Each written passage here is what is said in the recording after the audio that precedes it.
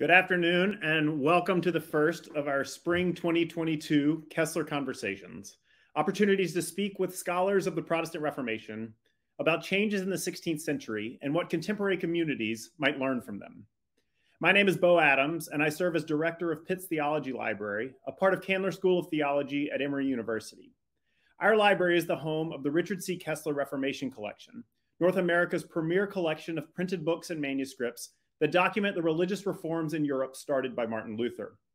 We are excited to continue this programming as yet another way that we promote teaching and learning from this amazing rare book collection. This spring, we are looking at women of the Reformation, seeking to better understand figures whose remarkable stories and contributions to church renewal are often overlooked. We'll be joined on the first Wednesday of each month this semester by speakers who have all been at the top of a growing field of scholarship that continues to recover these women's stories and helps to frame our understanding of the 16th century. Today, I'm pleased to welcome Professor Mary Jane Haemig. Professor Haemig is Professor Emerita of Church History at Luther Seminary in St. Paul, Minnesota, where she taught for 19 years after 5 years teaching at Pacific Lutheran University in Tacoma, Washington. A Harvard-trained attorney who practiced law for several years before returning to Harvard to pursue a PhD in church history, Professor Haemig's prolific career has focused on understanding and writing about the church practices of the Lutheran reformers, making major contributions on preaching, prayer, and hymnody in the early Lutheran movement. In addition to her extensive writing, she serves in key editorial roles and has overseen the production of some of the most significant Reformation scholarship of the last 2 decades, including her service as the editor of Fortress Press's 2016 volume of the Annotated Luther on his Pastoral Writings, and is one of the editors of Baker Academic's 2017 Dictionary of Luther and Lutheran Traditions.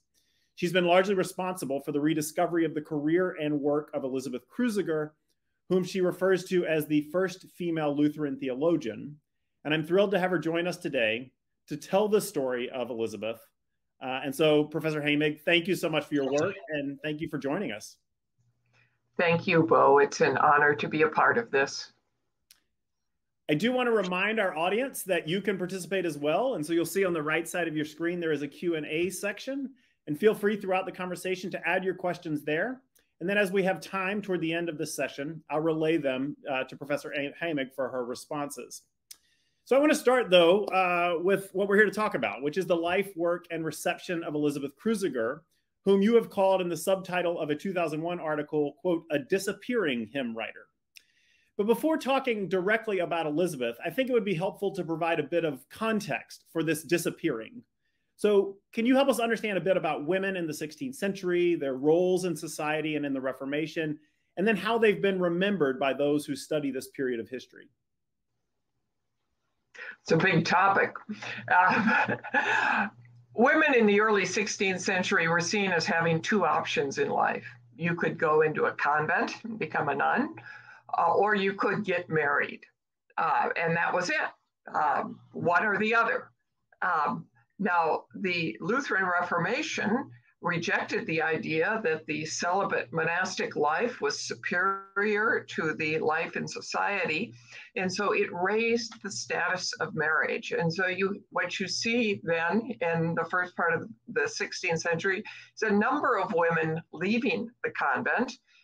Some did stay, but a number of them left and they got married. A number of them came to Wittenberg. Of course, the most famous one is Katie Luther. Everybody's heard about Katie Luther. They haven't heard about some of the other ones who also left the convent and got married. But yes, and I should mention, scholarship now in looking at women in the 16th century has uncovered other things that women did. Women as publishers, for example. Some of them were married to or were the daughters of printers and inherited the family business and got into it that way. Women as editors, say, of hymnals. So there's an expanding field of finding out the different roles that women played in the 16th century. So thank you. And as we turn to talk about one particular woman whom you've done a lot of work on, I imagine the task is a bit challenging, and this is probably the case for all women, but particularly for Elisabeth, because we don't really have a whole lot of historical sources about women like her. So it's a bit unfair because you've done so much work on this, but can you provide us a brief summary of what we can know about Elisabeth? So what does the historical record tell us? You're right, we don't know much, so it can be summarized. She was born sometime between 1500 and 1505 in Pomerania, now a part of Poland. She entered a convent at a fairly young age, and there she probably was exposed to liturgical chants, mystical thinking, some of the other aspects of convent life. We know that she left the convent in the early 1520s. Now, just a few years prior to that, Johannes Bugenhagen, had entered a monastery near the convent where she was, and he had begun to teach there and had become very interested in Luther's teachings. Now, he moved to Wittenberg in the 1520s, and Elisabeth followed shortly thereafter. In fact, Elisabeth, when she came to Wittenberg, she lived with John Bugenhagen and his wife, Walpurga. In 1524, Elisabeth married Caspar Cruciger. Now, Caspar at that point was 20 years old. He was a student of Luther's. This may mean, of course, that Elisabeth was older than her husband. In 1525, Caspar moved over to Magdeburg to head a school there and also to be a preacher there. Elisabeth followed shortly thereafter. In the first few years of their marriage, they had 3 children, 2 of whom survived to adulthood. 1528, they moved back to Wittenberg. Elisabeth became part of life in Wittenberg. We know that she was good friends with Katie Luther. There's a correspondence which talks about them exchanging jewelry. She was also friends, of course, with Walpurga Bugenhagen and with the wives of Philip Melanchthon and Justus Jonas. We wish we knew more about those women in Wittenberg. They were all educated women, and they were all women who were interested in what their husbands were doing. So this was no simple coffee clutch group. Elisabeth died in 1535. We don't know what she died of. We do know that Caspar remarried about a year later. And so we don't really have a picture of Elisabeth, but we do have a picture of Caspar with his family. And we think Caspar, of course, is on the left-hand side there, the man with the beard. On the right-hand side, next to Jesus holding the baby, is his second wife. And we think Elisabeth, the first wife, was inserted later into the picture just behind Caspar. But that's the only depiction of Elisabeth that we have. So now I should talk about her hymn, shouldn't I? The first hymn books in Luther's movement came out in 1524. Luther very early on recognized the power of hymnody to teach, to console, to confess. Hymnody within Luther's movement was not simply about prayer and praise. It was also about proclamation. It was another mode of sermonizing, another way of proclaiming the message. And so Luther very early wanted to publish some good hymns for people to sing. I used to tell students that now we have the language of different modes of pedagogy and different ways of learning. And of course, Luther didn't have that language, but he realized it implicitly. He realized that some people could learn things by hearing them sung and singing them back. And so he wanted to publish a hymnal. Elisabeth's hymn was published in these first hymnals of 1524. Now, we're not sure exactly when she wrote it. She wrote it sometime between 1521 and 1524.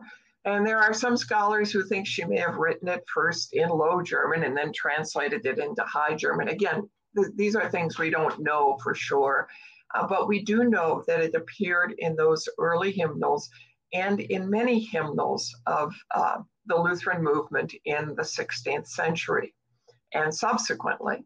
But let's stick with the 16th century for a moment. Elizabeth's hymn was translated into Swedish already in the 1520s. It went to Denmark, Norway, also in the 1520s. And by 1535, an English translation had appeared in an English hymnal.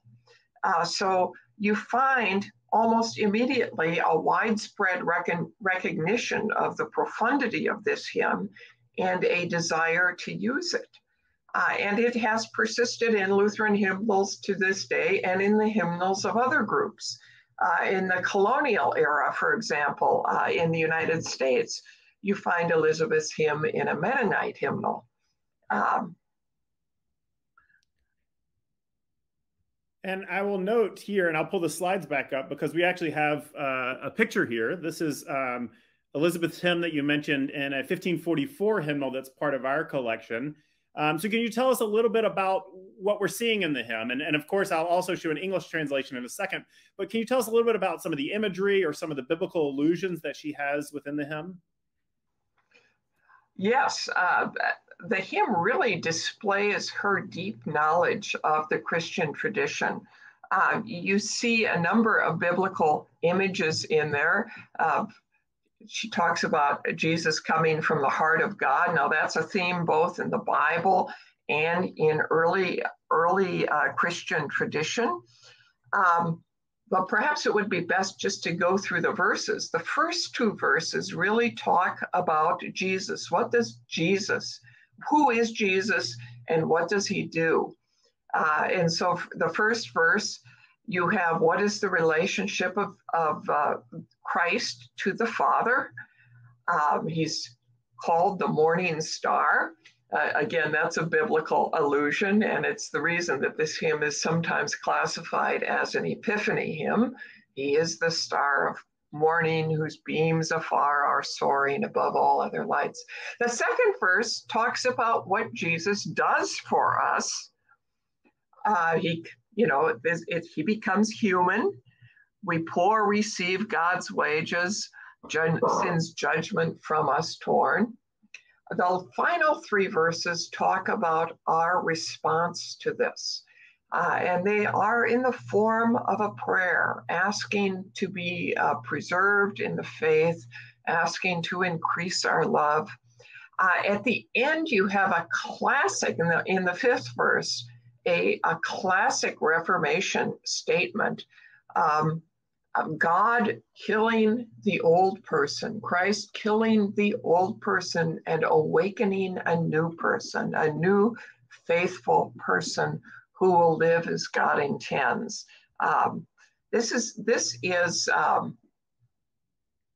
It's first of all, it's a rejection of medieval theology, which saw grace as a way to cooperate with God, and instead sees God's grace as beginning, continuing, and completing the work of God within us, God's grace alone. Thank you for that. And I think it gets at what I wanted to ask next, and that is that you've referred to her as not just a hymn writer, but as a theologian. And I think as you've laid out here nicely, she is doing an incredible act of taking some of these medieval traditions, some of these biblical traditions, and then recasting them within a kind of emerging Lutheran theology.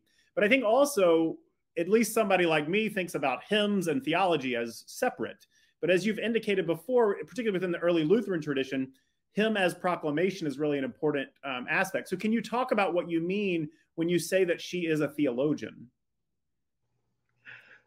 I think we have to remember that women at that time and until relatively recently didn't have pathways to become the sort of traditional theologian. They couldn't, in many cases, they couldn't go to university, they couldn't study theology. So they took the options that were open to them. They became hymn writers. You know, if you go further into this, you'll find, for example, in Scandinavia, a tradition of women hymn writers in the 17th, 18th, and 19th century. I have a colleague who's done some work on that. You find it in other traditions as well, women taking the avenue that is open to them to do their theologizing. But Elisabeth's hymn, you know, there's so much there that you can go into. You find, for example, some, what would one call it, remnants or reflections of medieval mysticism when Elisabeth talks about the sweetness of Jesus. So you find the Bible, you find the early church, you find medieval emphases. She's bringing them all together, and she's putting them together in a memorable way. This hymn would not have survived if it wasn't real quality. Well, and I think that gets us to the next part of the story and the work that you've done. And as I referred to earlier, you referred to her as a disappearing hymn writer. And so while on the one hand, you've noted that this hymn is influential, it continues, it's in modern Lutheran hymnals that you'll see today. What part of your research has been focusing on the attribution or lack of attribution? I mean, you may have noticed in that 1544 hymnal we showed her name is not mentioned, although that was not rare, you know, not too uncommon in hymnals of the time that attribution wasn't given. But you've tracked throughout the centuries how sometimes she's given credit and sometimes she's not. Now, again, I'm being unfair to ask you to summarize this remarkable body of scholarship, but can you tell us a little bit of the story about how she's come in and out of attribution for this hymn? Thank you. Yes, it is a complicated story, and the whole matter of attribution was not settled until the mid-19th century. What you find is that in the 16th century, she is generally credited with her hymns, including by some very prominent people. There was a tradition in the 16th century of actually preaching sermons on hymns. And we have at least two of these volumes, one written by somebody called Spangenberg, Kyriakos Spangenberg, and the other by Simon Pauli. And they both include Elisabeth's hymn and sermons on that hymn, and they both credit it to Elisabeth. So here you have two prominent witnesses saying that she wrote it. In fact, Pauli goes into some detail talking about how much Luther liked the hymn.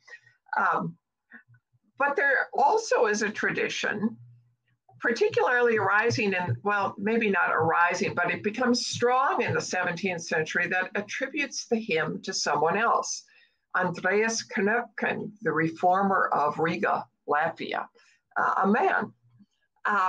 And so then through the 17th and 18th century, you have these two competing traditions.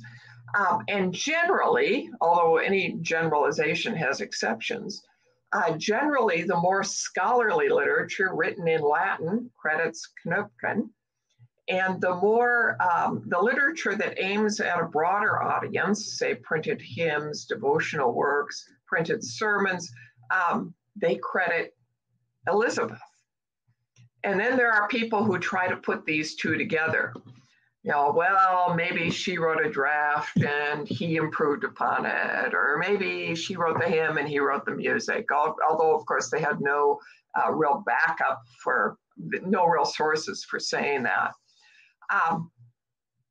And so when I started looking at this over 20 years ago now, I asked myself, well, what's going on here? Why does Elisabeth lose credit for her hymn when it should be so clear that she wrote it? And one of the first possibilities that arose is maybe it was guilt by association. Elisabeth's husband, Caspar, got involved in the inter-Lutheran disputes of the mid-16th century. Now, actually, Caspar was dead by then, so he couldn't defend himself. But what happened is that after Luther died in 1546, there were about 30 years of disputes among Lutherans about various doctrinal points. Caspar died in 1548, but his writings were seen as having the wrong views when all these arguments were finally settled. So in some sense, Casper also disappears. Timothy Wengert has written an article on Elisabeth Cruciger, the disappearing theologian. Oh, then it gets even worse, because Casper Jr., Casper and Elizabeth's son, we know definitely was a crypto-Calvinist. And he really lost out in the Lutheran arguments of the 1570s. So here we have Elisabeth associated with two people who, from the standpoint of Orthodox Lutheranism, don't look so good. So that's a possibility. Another possibility I considered was that she was simply denied credit for this because she was a woman. Well, there are things that speak for and against that. Most strongly against that is the fact that a number of writers, including Pauli and Spangenberg, and then some in the early 17th century, credit her with the hymn. There's even one preacher who, in his book of sermons, credits her with her hymn. At another point, he very strongly points out that women shouldn't be allowed to preach. So he's very much against women expanding their roles within the church, but he still is willing to admit that Elisabeth wrote this hymn and credit her with a profound hymn. So it's not what I would call, I don't think we can simply say that sexism accounts for Elisabeth losing credit for her hymn.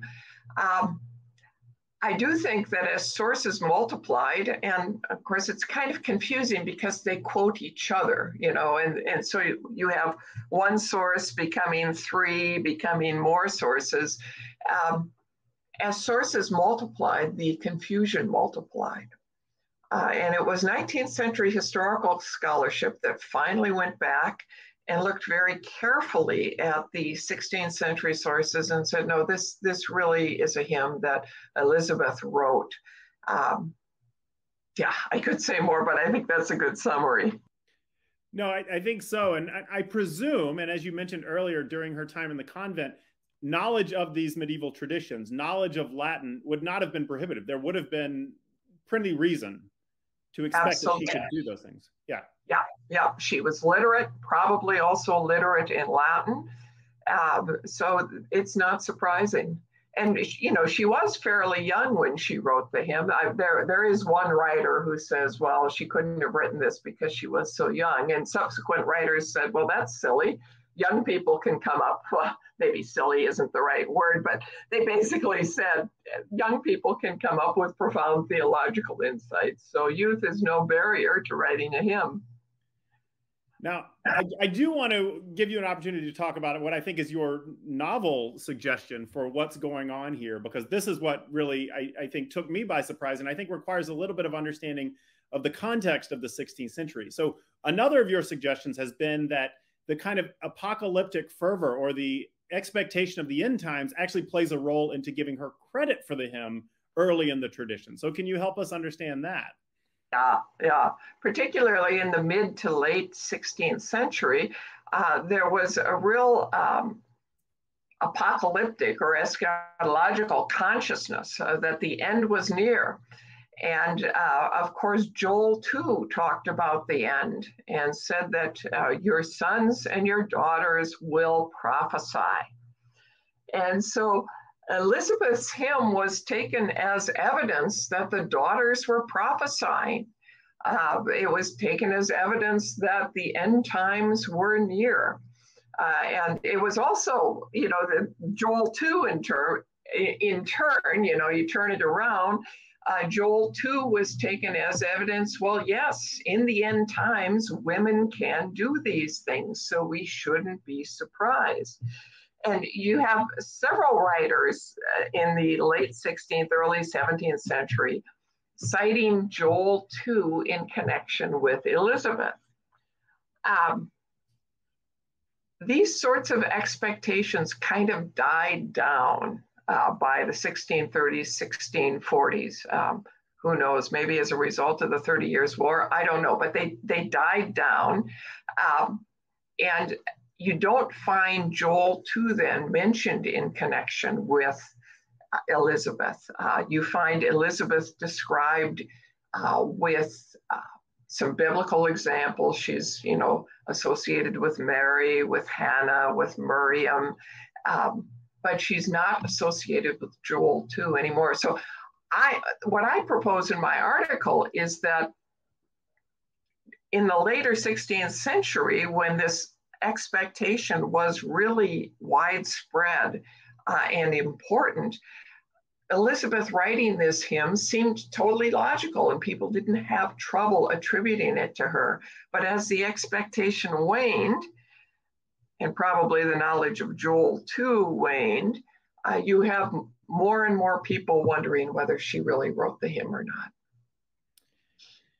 Well, I will say it is a fascinating story. And she mentioned the 2001 article. For all of our audience attenders, we will send out a bibliography, and I highly encourage you to read it, because the story is wonderful. I'm curious, it's clear that this is a fascinating historical story to study. And I'm always interested in someone like you who is, on the one hand, trained and works as a historian, but you've also taught in a seminary context. And so presumably there are lessons for contemporary communities to draw from a story like this. So as we learn more about Elisabeth, as we learn more about her hymn, what are the takeaways for you for contemporary Christian communities, or just contemporary people in general? What can we learn from her? Oh my, several things, I think. One is that great insights can come from unexpected people. And so we need to be open to how the Spirit is moving amidst all sorts of people. We also need to be open to the power of hymnody and the importance of that in Christian life. Luther didn't see the congregation as sitting passively listening to a band up front. He wanted people to be able to sing. I mean, they were proclaiming to each other this good news of what God in Christ had done. I mean, and you can look at Luther's hymns in this regard too, and think of congregations singing them and proclaiming to each other. So it wasn't just the pastor giving the sermon, it was the congregation giving the sermon to each other. And I think we need to remember that the power of hymnody, the power of music to proclaim a message, and also to provide consolation and encouragement to Christians in their hours of need. Thank you. I would agree with those. We won't get into the whole contemporary worship arguments, right, about this, but I think it's really important to recognize that hymnody and theology are not separate. And as we've seen in that hymn, there's incredible theology happening. Now, when I read your work, I read it as a librarian, and I'm blown away by the amount of archival research and rare book work you're doing, right? These are sources that are not widely disseminated. They only exist in a few copies. So I'm going to ask what is always my selfish library question, and that is, talk about the value of being in a research library like that, the value of work that we do, that is to preserve these materials and make them accessible, and just give a sense of how did you find Elisabeth, and how did you get so into this interesting work? I first found Elisabeth way back 1993 or 1994. I was doing dissertation work, and I was doing my research at the Herzog August Bibliothek in Wolfenbüttel, Germany. And for some reason, I stumbled across Elisabeth, and I just needed a break from all that dissertation stuff. So I started following the various rabbit paths of Elisabeth. And you're right, we need these libraries, because otherwise we may not find these people. And so having access to the books, having access to the relevant literature is extremely important. But I'm going to mention two more things, Bo. At every research library I've gone to, it hasn't simply been the books and the materials. It's also been two other things. First, the librarians. The librarian who can say, oh, have you thought of looking at this? Or I heard you were interested in X. You might want to look over here at this research. And then the other resource, frankly, is the other people doing research there. You know, take a coffee break and have a conversation with another scholar. You'll learn remarkable things. And a lot of those conversations would never take place were it not for research libraries.